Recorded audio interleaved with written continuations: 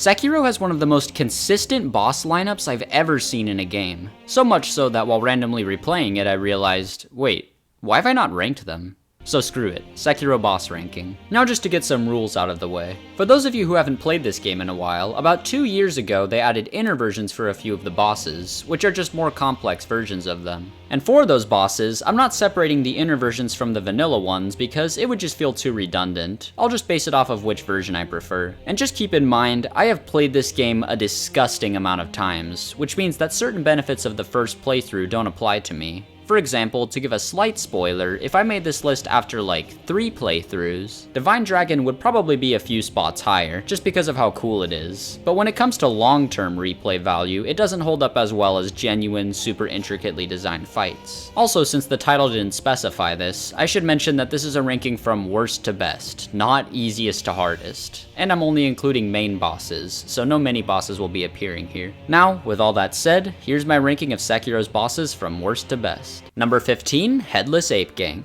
So, to the surprise of absolutely no one, the bottom spot on this list is occupied by what I believe to be the one and only bad boss in this game. It's just such a mess. I can't help but feel like this fight was thrown into the game at the last second because they just wanted something more powerful than Mist Noble guarding the way to Mibu Village. Though I think the Snake Eyes mini-boss was more than enough for most people on a first playthrough. Anyway, the fight starts off with the first phase just being the second phase of a boss you've already fought, which initially makes it pretty lazy. Admittedly, this phase is totally fine though. It still isn't cool that it's repeated from earlier, but I do enjoy fighting phase 2 of Guardian Ape. Then once you beat this phase, it's just like, now there are 2 of them. And this is without a doubt the worst thing in all of Sekiro. This game already doesn't work particularly well with gank fights, and having these 2 massive bosses in a room together is just awful. There's really no proper way to deal with them. It's the definition of a shit show. They're obviously not meant to coordinate their attacks in a fair way, so you just end up with a random, lazy-ass fight that feels like it shouldn't even exist. So like most people, I just try to kill the brown ape as quickly as possible, either by spamming firecrackers to drain its posture, or just using the Mortal Blade. But ultimately, it really just feels up to luck. I truly have a special shit spot in my heart for this boss, not just because of how bad it is, but because it ruined what could have been, in my opinion, a perfectly clean boss lineup. And ever since I learned that you can skip it, I've made sure to do so every time. So that being said, let's talk about some non-trash bosses. Number 14, Folding Screen Monkeys. From Software has never been known for having commendable puzzle bosses. In fact, they usually end up being among the worst in each of their games. And while this is technically true for the Folding Screen Monkeys, it's still without a doubt one of their best. The idea of the different monkeys having different methods of being able to get away from you is decently well done. And even if you don't figure it out from the paintings of them, you can still get some advice from this dude. All in all, it's pretty well put together. You take advantage of the green monkey's good hearing by ringing the bell near him, the purple monkey's good eyesight by trapping him in the dark room, and I guess there's not exactly a super thought out method of dealing with the orange one. Just try to avoid him seeing you and alerting the other monkeys. Then of course, there's the invisible monkey, which is easily the highlight of this boss for me. I love how there's just no image for him, which makes his puzzle really mysterious, especially since the dude in the area doesn't even give you advice for him. It's so ominous. But eventually you'll probably notice the constant sound of footsteps behind you, which should lead to your realization. So while I actually do enjoy the puzzle element of this fight, the main reason it isn't higher is because this fight has literally 0 replay value. I mean, I guess it's sort of fun to see just how fast you can kill them since, if you know what you're doing, this fight is genuinely over in like 40 seconds, but it's not really what I play this game for. Also, the mechanic where basic monkeys start showing up after you've killed some of the main ones is just kinda dumb and feels like unnecessary fluff. So overall, I don't have any disdain towards this fight, and I think it's a decently fun experience on your first playthrough, but just nothing more than that. Number 13, Lady Butterfly. This one is a bit frustrating. Sometimes I find this fight to be pretty enjoyable, and other times it's just a mess. I know there are some people who argue that she's actually a great boss, and I agree that whenever she just sticks to her melee moves, the fight is actually quite good, but she just adds so many unnecessary steps, none of which are very enjoyable. In theory, the idea of her jumping up on strings, with the disadvantage of you being able to knock her down mid-air, doesn't sound bad, but it just gets really redundant sometimes. Also, of course, there's the Army of Illusions. This is such a stupid mechanic. If you have a snap seed to get rid of them, then it's a joke. They're literally just gone in an instant. But if you don't, which is likely since you only get one in the early game, then it becomes such a dumb hassle. There are some rare occasions in gaming where I think putting regular enemies in a boss fight actually works and doesn't take away from the experience, but usually it just feels like unnecessary filler. So here you either try to take them all out, or just wait for her to Thanos snap them and turn them into a projectile, which feels like a stupid time waster either way. But like I said before, when the fight isn't focusing on its stupid gimmicks, it's actually a pretty fun duel. This one ultra combo of hers is especially satisfying to deflect. So if the fight spent more time focusing on, well, the actual fight, it would be a good bit higher. But as is, she's just a decent boss with missed potential. Number 12, False Corrupted Monk. While this fight does have the disadvantage of just being the first phase from another boss later in the game, I can't deny that I still really enjoy it. Unlike Lady Butterfly, there's absolutely zero bullshit here. It's just a fair, straight up, one-on-one duel. And it does find a way to differentiate itself from the later version, since this thing has an absolutely massive posture bar, meaning your goal here is to try and drain its health before taking its posture. And there are a plethora of ways to do so. Firecrackers can be thoroughly abused in this fight, and since this thing is an illusion, you can just use snap seeds to stun and take decent chunks out of its health bar, which is a neat touch. However, that's really all I can say about it. Since this is just a moveset taken from another boss, I'd prefer to go into the actual specifics of the moves once we get there.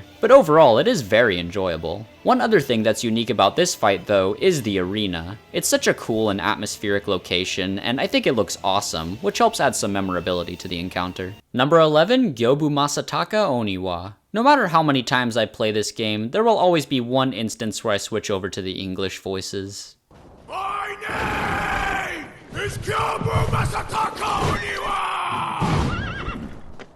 As I breathe, you will not pass the Castle Gate! Whatever they paid this guy for the role, there's no way it was enough. On a first playthrough, this fight is so much fun. And while Genichiro is the boss that made most of us fully click with the game's combat, this guy was probably the moment a lot of us realized how important deflecting is. So that, combined with the fact that he's such a hype dude, makes him a pretty unforgettable part of the first playthrough. The way he rides around and comes back in to exchange blows just gives the fight an awesome sense of energy and tension. And while a lot of his moves are relatively simple after seeing more challenging foes that this game has to offer, they're still pretty fun to deflect. But even so, it is still very noticeable just how simple the fight is once you've seen everything else. There's no way in hell I'd say that this fight is boring or unfun, but after you've already beaten the game, it never really reaches that same level of initial enjoyability. The fact that he rides around on his horse naturally causes some breaks in between the fighting, and on your first run of the game, it feels like a nice breather to stop and get ready for him to come back around. But once you've gotten used to it, this starts to just feel like a time waster that breaks the pace of the fight a little bit. It's not a huge flaw or anything, but once you're used to that more continuous, non-stop rush of fighting, it can feel a bit drawn out. But he still has some awesome moves like the triple spin attack and his big sweep.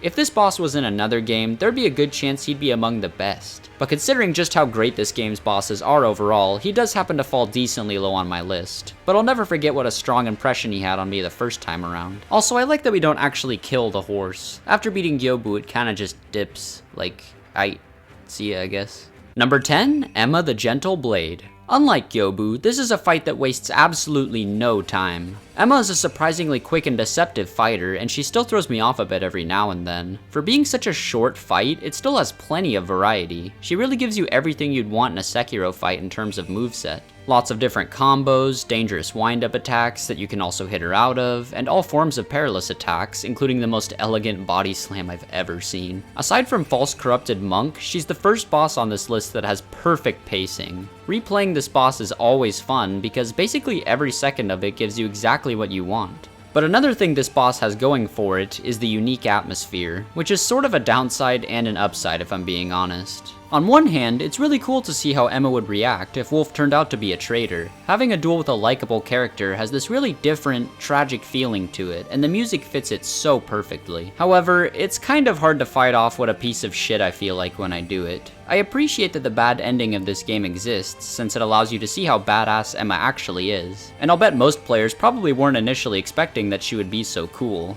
It's just a shame that you have to kill her in cold blood in order to see it. Other than that, the main thing holding this fight back is just how short it is. Obviously she's meant to be the first phase of a fight with her and old Ishin, so on her own, she doesn't have as much substance as she would have if they were actual separate fights. But still, she's a very fun and memorable boss, and while I don't love doing the bad ending, I can't deny that she's a really solid fight.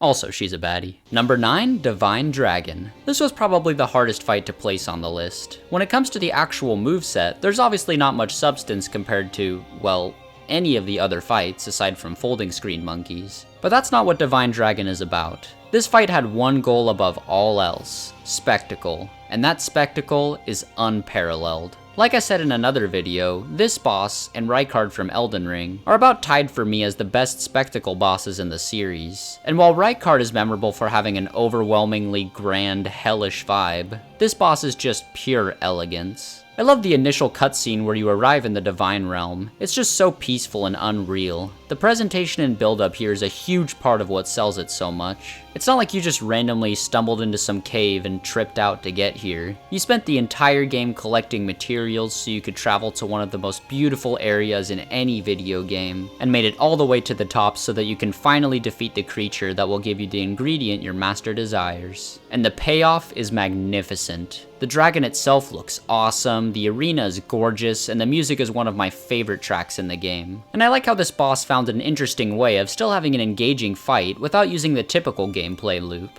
It's simple, but fun. And the finale where you get right up in the dragon's face to deal the final blow is just perfect. Definitely not the most satisfying fight in the game, but it doesn't get much more memorable than this. Number 8, Guardian Ape. I've come a long way with this boss. On my first playthrough, I genuinely, wholeheartedly hated this fight with a burning passion. It was by far the one I was stuck on for the longest. I just couldn't vibe with the moveset. And definitely one of the biggest reasons why I like it now is because I just deflect it whenever possible. I don't know why I didn't try deflecting enough back then. Maybe I just figured it was pointless since I knew his posture wouldn't break. Well, whatever the case, since I'm fine at fighting it now, and spend a lot of the fight deflecting, I can appreciate how fun and unique this encounter is. Aside from Demon of Hatred, this boss is really unlike anything else in the game. Just a giant-ass, feral ape with a super erratic and dangerous moveset. The variety on display here is really hard not to appreciate. This thing swings around, falls over and tries to swat at you, farts on you, and throws its own shit. It really feels like it's not pulling any punches. It's just desperately trying to end you the entire time, which makes it really satisfying to defeat. And that death blow animation is so sick. The only problem with the fight is how short it is. I mean, I wish there was like a phase 2 or something. But for real, that surprise second phase actually really got me the first time around. And luckily, I think this half of the fight is even better. Partially because it gives the player more incentive to deflect, since the ape is actually using a sword here. But despite it being a sword-on-sword duel, like many of the other bosses, it still manages to feel super unique. The moveset is very memorable, like the long combo that briefly knocks him over if you deflect the last swing, giving you a chance to wail on him or pull the centipede out with the spear for some hefty posture damage. Also, the giant jump into a sweep attack is really fun to dodge. It's just an exciting battle in general. The only flaw to me is the terror attack, since first of all, status ailment attacks are always annoying, and it doesn't even do anything interesting, it just forces you to run away. Also, it definitely has one of the weaker boss themes in the game. The music in the second half especially starts to feel kind of repetitive after a while. But overall, I pretty much enjoy every second of this boss nowadays. Number 7, Great Shinobi Owl. I feel like I'll probably get some flack for having Great Shinobi this high. Not only did I just place him over a more unique encounter, but there's also the elephant in the room of how this fight has been improved upon not once, but twice. Which I know leads a lot of people to put him pretty low by default, and if this was the only version of him, I admit that I'd probably have him a few spots higher. But regardless, I can't deny how much fun I'm having every time I do this boss. His first phase is honestly great. It's one of those fights where as long as you stay on top of him, then he'll always stay on top of you in return, which leads to a duel where it feels like there isn't a second of wasted time. The first phase is so blood pumping for every single second of it, and especially if you use Shuriken to keep him busy, you'll always be doing doing something. The biggest problems with this fight, however, are when he prevents you from healing and the poison he adds in phase 2. Honestly, this change alone makes the second half of the fight significantly worse. Instead of giving you a quick shuriken to deflect during his backflip, he just coats a large section of the arena in some stupid ass fun ruining poison. Once again, status ailments in boss fights are always annoying, but other than those issues, this boss is honestly just a really good time. However, I'm gonna wait to get to the superior version of it before discussing the moveset in depth. Also, I think this is actually really funny.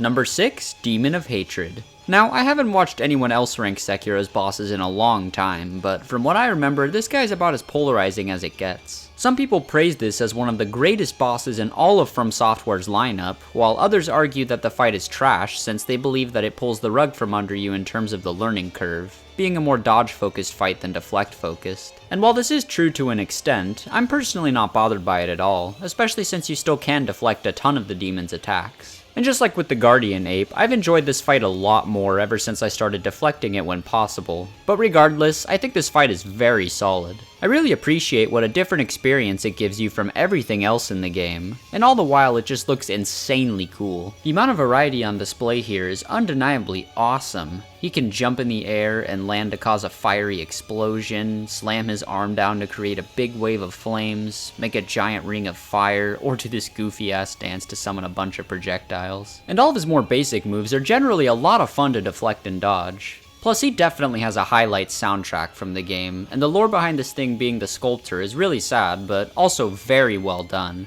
And it makes it easily one of the most satisfying foes in the game to defeat. Putting an end to the suffering of the man who initially helped you is a very gratifying finale to a boss. But the main reason this fight isn't higher is because this thing is an absolute marathon. I like the fight, but by the time I get to phase 3, it starts to feel a bit too redundant. There are also some minor annoyances, like I enjoy deflecting him, but sometimes even if you perfectly deflect his fiery hand, you'll still get burned, and that kinda sucks. All in all though, this is a great boss. I don't think it's the same masterpiece that some other people find it to be, but I'm still a fan, and I'm glad he's in the game. Number 5, True Corrupted Monk. Is this the most underrated boss in Sekiro? Hell yeah, this fight is ridiculously good. While there are others that have higher highs, there's a certain gracefulness to this one that honestly no other boss has come close to in my opinion. I love that most of the monk's attacks are swings that come from the left or right, so she can repeat the same move a few times, and then quickly mix it up with something a little different. It's like the whole fight has this dance-like rhythm to it, where she's trying to get you used to a certain pace, but then she quickly switches it to something else to throw you off. And it just feels beautiful when you're able to keep up with the changes. To my memory, I can't think of any other boss where every single attack flows so seamlessly into the next one, regardless of which it is. And damn, I love the way this crazy bitch spins around, whether it's when jumping away or towards you to do an epic move. And that one attack where she spins 5 times is so damn good. This boss is the epitome of a perfectly flowing battle. And just like most of the best ones, it feels like there's rarely any time being wasted. Well, except for one instance. I guess the elephant in the room here in terms of flaws would be phase 2. I appreciate that they were trying to do something unique with it, but honestly, I don't really enjoy it, and it just feels like a dumb waste of time. Luckily, you can just cheese it to skip it entirely, so I pretty much do that every time. I also don't like how there's a move in phase 3 with a terror status ailment. Once again, status ailments are never a good thing, but still, I like how that move throws you off anyway. Seriously though, this boss is massively underappreciated as a whole. The only person I can ever recall giving it worthy praise is Magicat. But other than him, people really seem to sleep on this fight.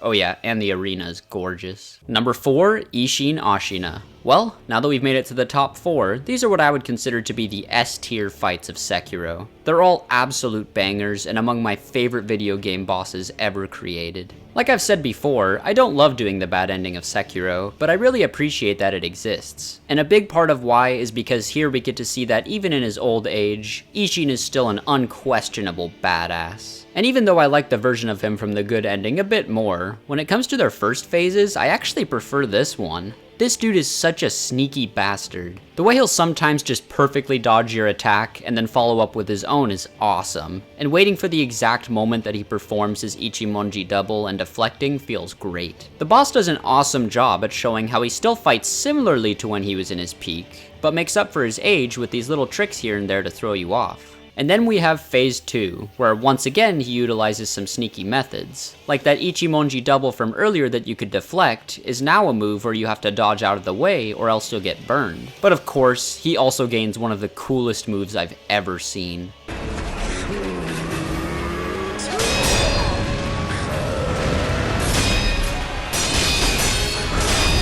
Beautiful. Perfectly deflecting every swing of this is one of the best feelings in the game. He's also got a bunch of fiery moves in general now, which all look super cool. And the Flaming Arena is an awesome setting that fits the whole theme of the Shura ending really well. And honestly, if I made this list before the game gave you the ability to replay bosses at will, he might have been a bit lower just due to inconvenience. My logic would have been, why do this boss when instead you can get 6 good bosses and not feel bad by just doing the other ending? But since I can just fight this guy whenever I want, I'm able to fully appreciate what a well-made duel it is. That being said, we still have 3 bosses left.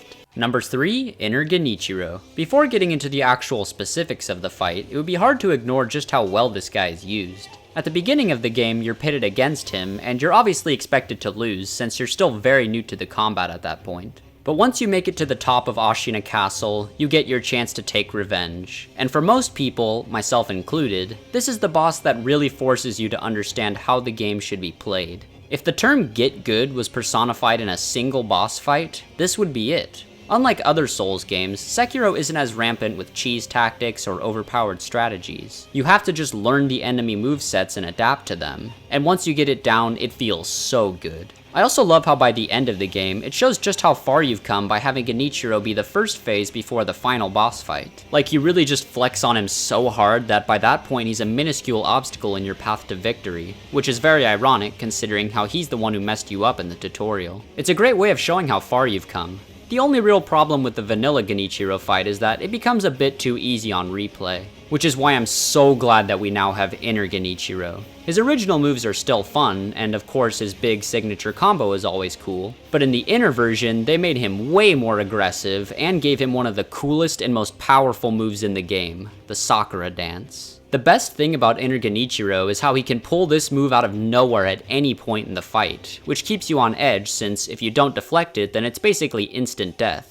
But of course, that also makes it insanely satisfying when you do deflect it. He also has another cool trick up his sleeve where now when you reverse his lightning, he'll re-reverse it back to you, and then you have to do it again, which is awesome and the only instance in the game where this happens. So I really appreciate this guy as a learning tool for new players. And now that we have his inner version, he's still a ton of fun to fight to this day.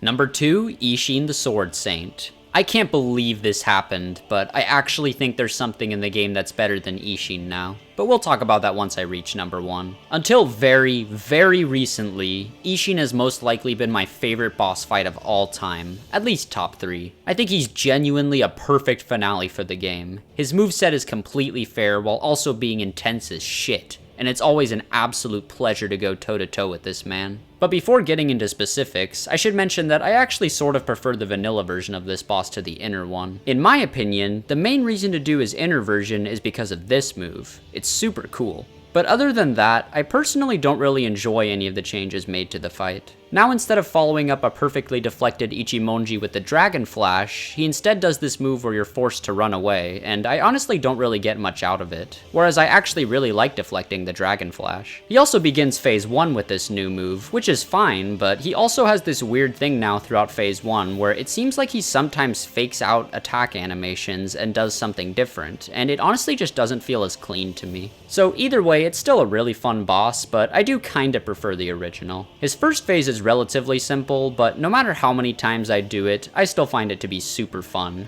However, once he pulls out that halberd and dual wields it along with his katana, that's where things get wild. He's always super mobile and has tons of attacks and combos that just make for one of the most fun and intense experiences I've ever seen. Just to name some highlights, there's the ultra wind-up move, this long 7-hit combo, these wind slices, the cool move from his inner version, and also his ridiculous ability to just miraculously use a Glock all of a sudden. And then the lightning in phase 3 adds a great sense of finality, as well as rewarding you since if you utilize it properly, it makes the fight a bit easier. Plus the whole setting and atmosphere of the fight is spot on. I love how it takes place where you lost your arm at the beginning of the game, and the fact that the arena is so wide open gives you plenty of space for this crazy duel. So while Ishin isn't quite my favorite boss in the game anymore, he'll always be a legendary fight to me. Also, this is the most satisfying finale to a game I've ever seen.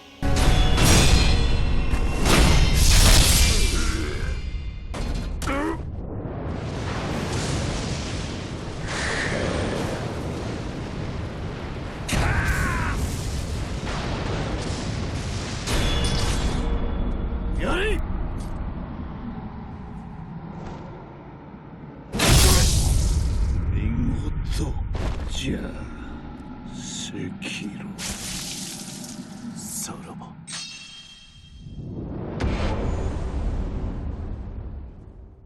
Number 1, Inner Father. But alas, with the inner bosses taken into account, I just can't deny how perfect this guy is. The regular Owl Father fight would have already been an easy choice for number 2, but the changes made to the inner version are genuinely so good that I think it made him the best boss in the game. And the main point I made about the Great Shinobi fight that still remains here is how, as long as you stay on top of him, he'll always stay on top of you. Except here, they took that to the absolute extreme. The main thing that really pushes the inner version so high up is the Mist Raven attacks. One of them he'll occasionally just pull out if you try to attack him, which punishes you for being reckless. Well, I would say punishes, but it feels more like a reward since it's just so fun to deflect. If you use a combat art or a prosthetic tool, there's a chance he'll immediately evade and then drop down on you. And he has 2 different triple combos with it, which are both just awesome. I also love how he has a sweep attack followed by a roll, meaning if you want to stomp on him afterward, you have to follow the direction that he rolls in midair. I love that if you deflect his thrust attack instead of Mikiri countering it, he follows it up with 2 more stylish slashes. And of course, him turning into a spirit owl and then reappearing followed by a drop down attack is always great. Not to mention that the blue owl contrasted by the flaming arena looks very cool. Plus, all of his more basic moves are generally really fun to deal with. I also love trying to get hits on this guy. No other boss has the same level of satisfaction when trying to find opportunities to sneak in some damage. The only slight flaw I can think of is that sometimes the pillars in the arena get in the way, but it's usually not an issue. When I initially started writing this video, I still had Ishin at number 1, but after doing this fight again and again, I realized I had to stop lying to myself. Inner Father is simply the most fun I can have with Sekiro's combat. Nothing gets more dynamic than this, which makes him the definitive choice to claim my number 1 spot. Well, now that I'm done with this, I guess I'll be going into hibernation for a bit, because next I'm ranking every enemy in Dark Souls 3. And though I haven't checked yet, I'm pretty certain this is going to be the longest enemy ranking so far. Of course, I'll try to get it out as soon as I can, but I don't know how soon that'll be. Regardless, if you made it this far into the video, then thanks for watching, and I'll see you in the next one. Whenever that may be.